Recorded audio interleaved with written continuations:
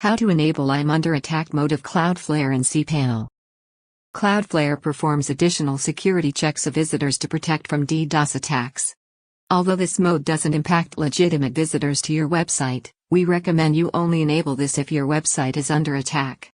Once the threat is removed, you should disable this mode.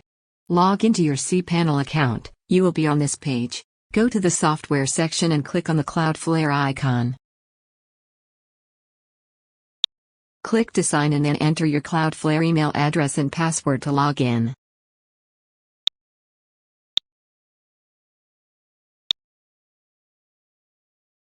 Click on the Settings menu.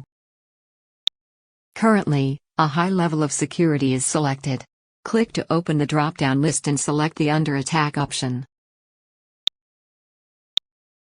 That's it. Now you know how to enable the I'm under attack mode of Cloudflare in cPanel. To disable it, just click to select any other level of security from the drop-down list. Thank you for watching.